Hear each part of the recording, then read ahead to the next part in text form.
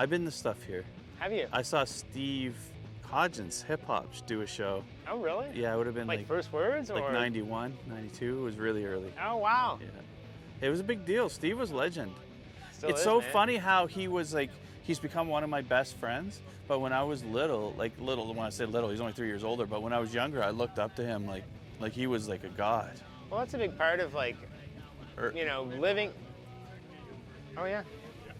But being part of like being involved in a scene that has a lot of really talented musicians in it. It's like any other scene. If you're in it, you know these people as Steve and as Tim and as Bruce. But Steve also is known nationally for his hip hop radio show, and he's put together great music. And you don't think of the scope of that one person's art and the effect that it's had on other people, because we know them as Steve.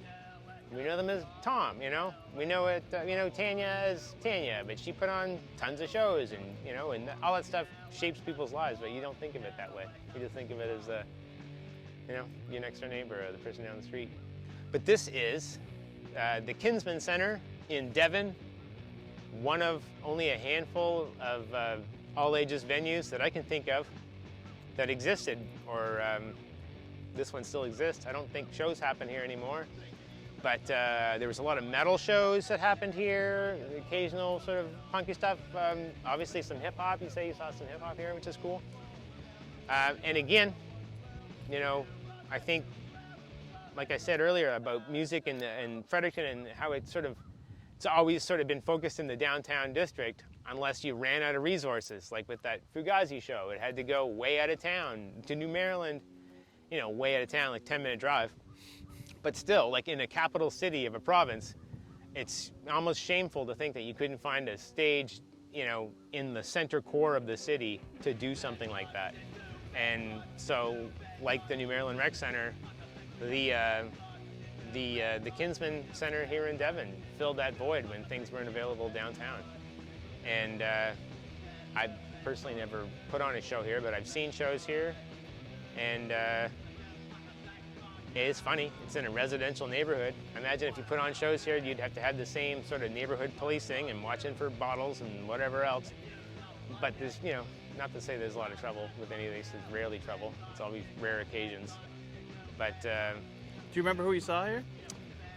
one show specifically that I remember was a band called We're Doomed from Halifax that I loved. They were like, I don't even know what you call that shit, like technical math, punk, really intricate patterns and like song structures that make no sense on paper. But when you see a band and you're like, only you three people could play this music, like nobody else, you could never have a cover of this because it's impossible. But that was a band that I saw here that I loved.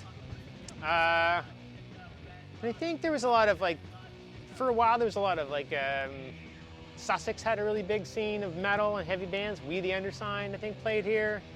And so that's sort of, that era of I guess, sort of underground metal had a home here for a while. It does make sense too when you start thinking the missing link. Bowies were Northsiders. There's a Northside connection to punk and to metal. Yeah, and funny that there was never like a solid home for it over here.